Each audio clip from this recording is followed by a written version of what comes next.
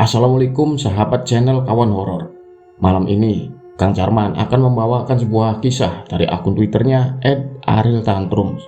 Sebuah kisah pengalaman horor siswi keperawatan. Kisah ini berjudul asli Lebih Baik Aku Pulang, Teror Kos di Bantul. Baiklah, langsung saja kita masuk ceritanya. Dan buat kalian, jangan pernah dengarkan cerita ini sendirian, karena terkadang mereka tidak hanya hadir di dalam cerita. Aku adalah siswi keperawatan suatu SMK di kota Jogja. Desember 2015 silam. Aku kelas 2 dan wajib PKL 3 bulan di 2 RS yang berbeda. Awalnya aku dapat RSU daerah Pleret. Tapi karena teman laki-lakiku dapat RS KIA, Rumah Sakit Ibu dan Anak daerah Bantul, gak mungkin perawat laki-laki membantu lahiran. Akhirnya, aku dan teman-teman laki-lakiku tukar RS. Sesi 1 di RS KIA daerah Bantul, sesi 2 di RS daerah Pleret, masing-masing 1,5 bulan. Partnerku ada 3 orang, Lala, Ana, dan Fata. H-7 sebelum pelepasan, kami ada jadwal survei atau kunjungan ke RS KIA. Malam sebelumnya, Lala sempat chat aku di Facebook. "Ma, kita cari kos di belakang RS saja ya." Aku mengiyakan dan kami meneruskan pembicaraan via BBM kala itu. Paginya, kami berempat bersama satu guru pembimbing survei ke lokasi. Dari luar, kulihat RS-nya lumayan kecil. Tidak begitu ramai pengunjung juga. Begitu masuk, rasanya masih normal. Tegang karena ini hari pertama. Untungnya perawat-perawat di sana ramah.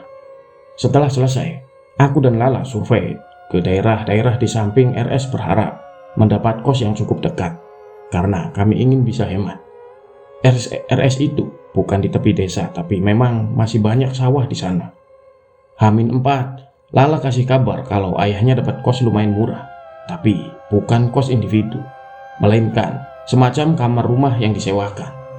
Tidak masalah, tanpa berpikir panjang, aku mengiyakan. H-3, aku dan Lala angkut barang-barang ke sana sembari berkenalan dengan ibu kos. Ibu kosnya muda dan ramah. Dia adalah instruktur senam. Ia tinggal sendiri dengan anak perempuannya yang seingatku waktu itu anaknya masih kecil, mungkin masih TK. Rumah itu terletak benar-benar di tengah sawah tanpa ada tetangga di radius 300 meter. Aku dan Lala menyisir seisi rumah. Entah sopan atau tidak, tapi kami memang diminta berkeliling sebentar. Aku dan Lala satu kamar, tepat di samping ruang tamu. H-1, aku dan Lala mulai tidur di kamar kos itu. Kami masih bersenang-senang, membayangkan bagaimana ketegangan besok pagi mulai PKL. Dulu aku tidak menyadari, tapi kupikir awal teror memang dari malam ini atau mungkin sebelumnya. Malam itu, Lala tidur duluan. Aku masih menonton drakor seperti malam-malam biasanya. Tengah malam aku ingin buang air kecil, tapi melihat Lala tidur pulas, aku tidak tega membangunkannya. Aku membuka pintu dan tengok kanan kiri. Sepi karena ibu kos dan anaknya sudah tidur. Kamar mandi kami tepat di depan kamar. Selesai buang air, aku langsung membuka pintu kamar mandi karena aku memang tipe orang yang takut di kamar mandi sendiri. Waktu aku melangkah keluar, aku mendengar kulkas terbuka. Refleks, aku langsung melihat ke arah kulkas. Tidak ada siapa-siapa di sana. Aku kaget, tapi waktu itu aku hanya berpikir kalau ibu tidak menutup kulkas dengan rapat. Akhirnya, kututup pintu kulkasnya dan beranjak tidur. Paginya, aku dan Lala berangkat ke RS. Ana dan Fafa sudah di sana. Hari pertama, kami semua dapat shift pagi, mungkin untuk adaptasi. Beberapa tugas kami selesaikan, dan sebelum pulang, aku dapat jatah ganti infus pasien di bangsal kelas 3. Ruangan itu berisi 6 bed dan bed yang terpakai hanya 2. Dua-duanya adalah pasien SC atau umumnya disebut sesar. Selesai mengganti infus, aku segera kembali ke ruang perawat.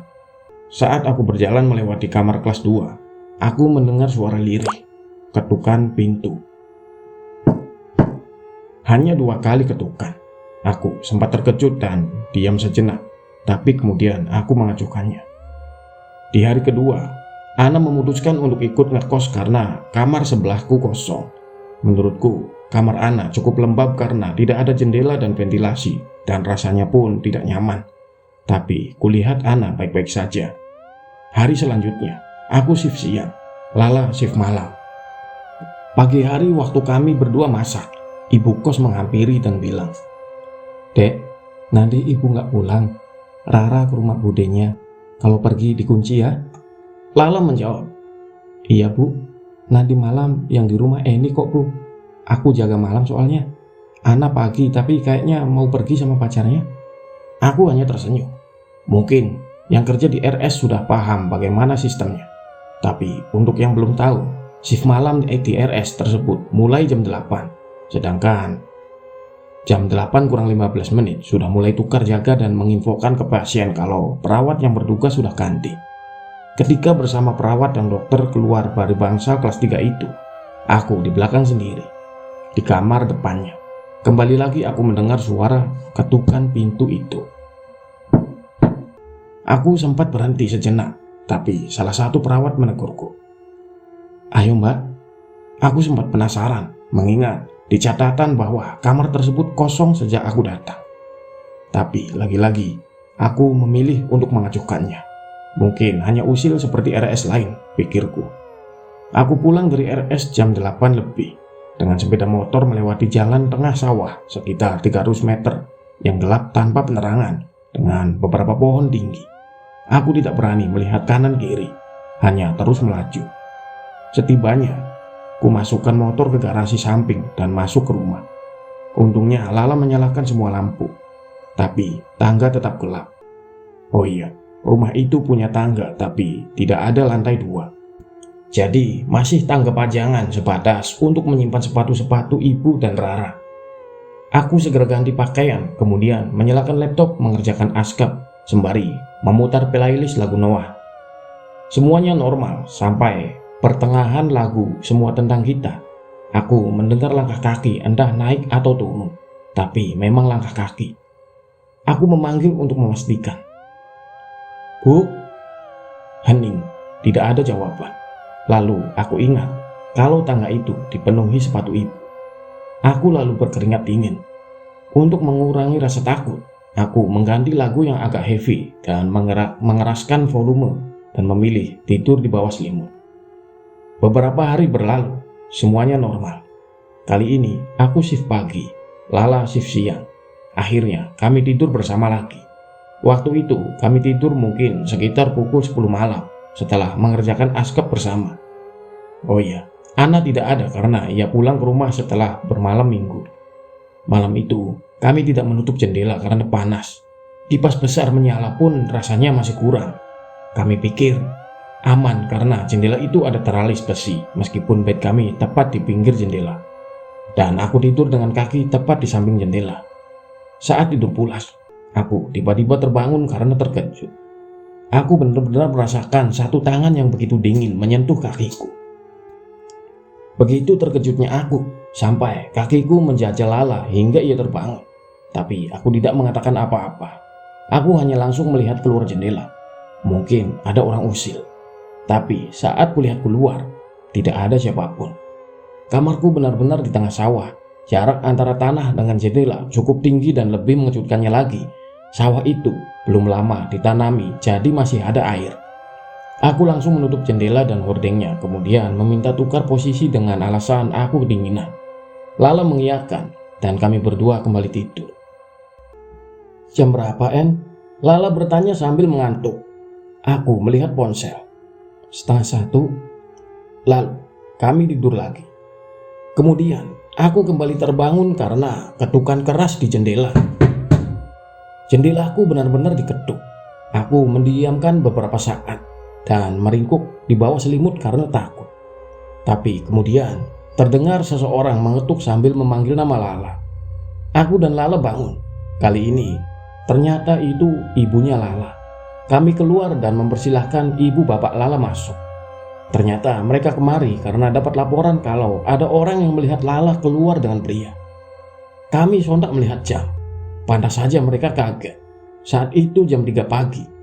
Tapi kesalahpahaman selesai. Sempat ngobrol sebentar lalu tak lama mereka pulang dan kami tidur lagi. Kurang lebih seminggu kemudian, Ana bilang tidak mau lagi tidur di kos. Ia pulang tapi barang-barangnya dibiarkan di kos sampai masa kos selesai. Saat kutanya kenapa, ia hanya bilang enggak apa-apa.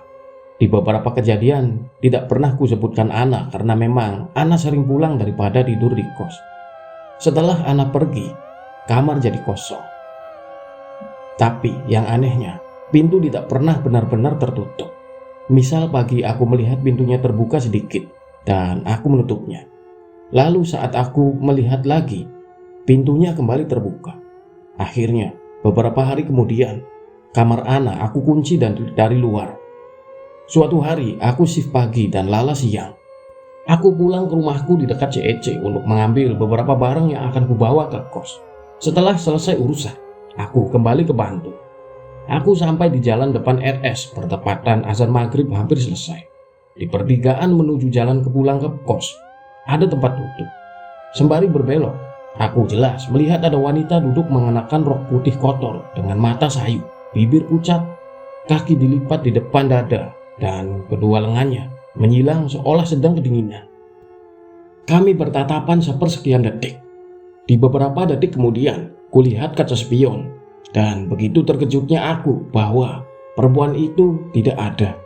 Aku memastikan lagi sampai aku melihat ke belakang, dan perempuan itu benar-benar tidak ada. Sampai di kos, hanya ada Rara di rumah. Kata Rara, ibu sedang ke rumah neneknya. Setelah lama di kamar, aku mendengar beberapa perabotan kecil jatuh. Suaranya tidak keras tapi terdengar jelas. Aku langsung berteriak kecil berpikir bahwa Rara melakukan sesuatu. Ada apa Rara? Tapi aku kaget saat mendengar jawaban Rara dari kamar ibu kos. Apa mbak? Aku langsung berlari ke dapur dan benar saja, kotak makanku dan sebuah pensil kecil jatuh. Padahal kedua barang itu berada di tempat yang tidak mungkin untuk jatuh sendiri. Mulai dari situ, aku makin merasa aneh. Beberapa hari kemudian, aku shift pagi dan Lala turun jaga alias off. Setelah aku pulang, jam 4 sore kami berdua memutuskan pergi ke Playan Gunung Kidul, menemui guru kami untuk bimbingan askap. Sebelumnya, kami mampir ke rumah Lala di Patuk karena guru kami menginformasikan bahwa ia masih mengajar dan pulang jam 5. Kami akhirnya ke sana selepas maghrib. Bimbingan sebentar, kemudian pamit setelah sekitar jam 9 malam lebih. Lala menyetir motor dan aku duduk di belakang. Setelah keluar dari gang rumah guru kami, aku melihat kakek-kakek memanggul rumput. Aku terus melihatnya, tapi anehnya, kakek itu perlahan memudar, kemudian hilang. Aku berusaha mengacuhkannya dengan mengajak Lala mengobrol. Malam itu, kami tidur di rumah Lala karena besoknya aku shift malam dan Lala siang. Kami pulang ke kos selepas duhur, bertepatan dengan Lala yang masuk jam 2. Sepulang ke kos, aku langsung mencuci baju di kamar mandi. Saat mencuci, ibu kos menghampiriku sambil bilang, "Mbak, ibu mau senam ke godean. Rara tak titipin ke nenek. Ibu tadi beli mie, kalau mau bikin ambil aja." Sambil meneruskan mencuci, aku hanya menjawab, "Iya bu, makasih ya." Setelah ibu kos pergi, aku sendirian. Aku menyalakan TV ruang tamu agar tidak terlalu sepi. Segera menjemur baju dan rebahan di kamar. Walaupun TV menyala, aku di kamar menonton drakor. Aku ingat drakor yang kutonton karena saat sedang menonton drakor, tiba-tiba keran air kamar mandi menyala. Aku langsung menghentikan drakor untuk memastikan suara itu. TV masih menyala. Aku diam sejenak mendengarkan suara air mengalir itu. Karena masih sore, aku masih berani berjalan ke kamar mandi dan mematikan keran. Aku berusaha mengacuhkannya dengan kembali menonton drakor, meskipun masih deg-degan karena kejadian itu. Akhirnya, jam 5 sore aku mandi dan bersiap. Shift malam sebenarnya 2 jam lagi, tapi aku memilih menghabiskan waktu 2 jam itu untuk makan di luar daripada di kos sendiri sampai malam. Dan TV di kos kubiarkan menyala. 2 minggu ke depan, sebenarnya aku mulai terbiasa dengan semua yang awalnya membuatku takut. Mulai dari kulkas yang terbuka tengah malam, suara orang sedang mandi di kamar ibu kos, ketukan di jendela, mobil yang menyala sendiri, suara langkah kaki di tangga, barang jatuh di kamar Ana, dan lain-lain. Tapi di suatu ketika saat aku shift siang, waktu itu Lala turun jaga off. Aku pulang sekitar setengah 9 malam. Seperti biasa, aku lewat jalan di mana aku pernah melihat wanita bermata sayu itu di tempat duduk di pertigaan jalan. Sekitar 150 meter setelah pertigaan menuju kos. Jalanan gelap dan sepi. Lampu motorku menyorot seorang wanita dengan rok putih berdiri di kanan jalan. Tepat beberapa meter sebelumnya, lampu motorku tiba-tiba mati. Aku tetap melaju tanpa melihat ke kanan. Setelah sampai di dekat kos, lampu motorku menyala lagi. Aku segera masuk dan memarkirkan motor. Melepas sepatu, membuka pintu sambil mengucap salam. Saat akan menutup pintu, refleks, mataku melihat ke depan rumah. Betapa terkejutnya aku melihat wanita itu tepat di depan gerbang. Dan wanita itu adalah wanita dengan rok putih kotor yang beberapa hari lalu kulihat di pertigaan jalan. Aku menutup pintu dengan keras hingga membuat ibu kos bertanya dari kamar, "Kenapa, Mbak?" Sambil mengunci pintu, aku langsung menjawab, "Nggak apa-apa, Bu. Tadi cuma kepleset." Ibu menjawab lagi dengan pelan, "Hati-hati." Aku langsung ke kamar, ganti pakaian dan cuci muka. Setelahnya, aku menyalakan laptop untuk mengerjakan askep dan play YouTube sambil makan beberapa cemilan. Tak selang waktu lama, mungkin sekitar 15-20 menit, ada suara motor Vario masuk ke garasi. Kemudian suara membuka kunci pintu. Setelahnya, pintu terbuka dibarengi ucapan salam. Aku langsung berlari ke depan sambil menjawab salam. Aku berlari karena aku ingat jelas tadi ibu kos berbicara kepadaku di dalam kamar. Kali ini, aku memastikan itu benar-benar ibu kos dengan mencium tangannya sambil basa-basi. "Loh, dari mana, Bu?" Aku semakin berkeringat dingin saat ibu kos menjawab, "Ini tadi habis maghrib nganter Rara beli krayon di mall, malah keterusan jadi belanja banyak banget." Di situ aku hanya menyatakan beberapa kalimat basa-basi karena sebenarnya aku masih sangat shock. Jadi, siapa yang berbicara denganku tadi? Beberapa hari kemudian, aku shift pagi, Lala shift siang. Pulang dari RS, aku beli roti di toko dekat pasar dan beberapa cemilan karena aku tidak berniat untuk masak. Untuk informasi, aku dan Lala biasanya masak sendiri. Hari itu normal, ibu kos dan Rara juga di rumah. Memasuki waktu maghrib, aku segera ambil wudhu kemudian sholat. Selesai sholat, aku berniat baca Quran, jadi mukena belum kelepas. Pas setelah ambil Quran, ibu kos mengetuk pintu sambil bilang, "Mbak, ibu mau keluar sebentar, nitip enggak?" Aku bertanya, "Lama enggak, Bu?" Ibu kos menjawab, "Enggak, Mbak, cuma beli nasi goreng." Entah mungkin ibu kos tahu kalau aku takut sendiri. Ibu kos melanjutkan, "Rara di rumah kok." Ibu pergi dan aku lanjut mengaji. Aku menghadap ke pintu dan lemari di sebelah kanan. Di sela-sela mengaji, meskipun tidak melihat ke arah lemari.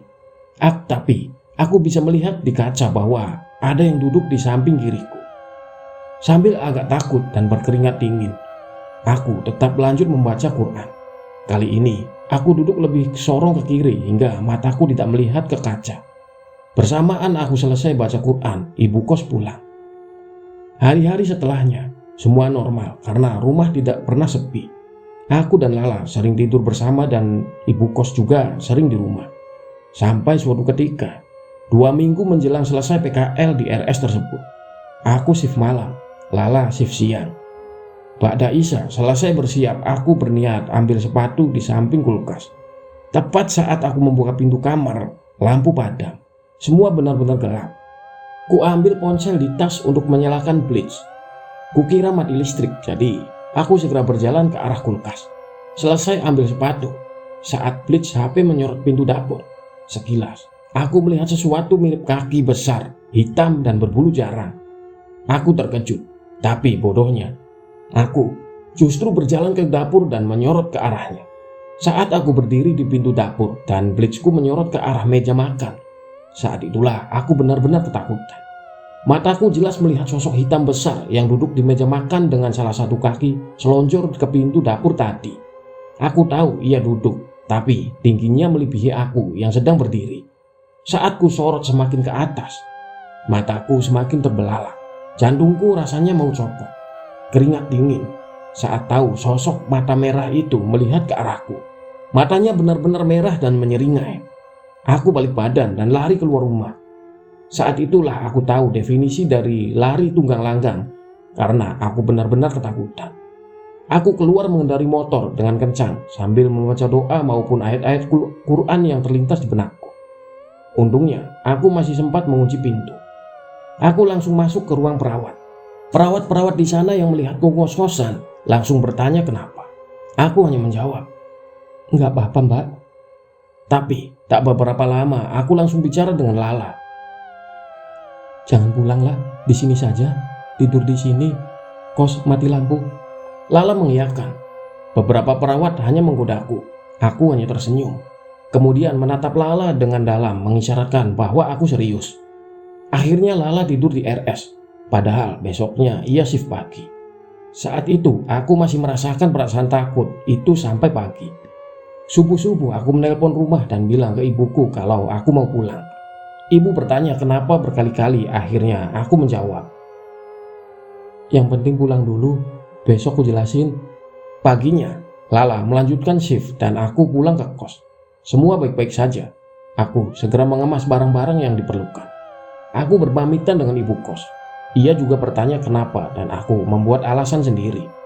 Mungkin aku egois, membiarkan Lala sendirian selama 2 minggu di rumah itu.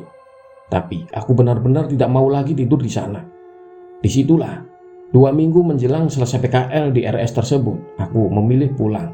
Karena aku tidak lagi merasa nyaman dan benar-benar terganggu dengan hal-hal aneh di rumah itu.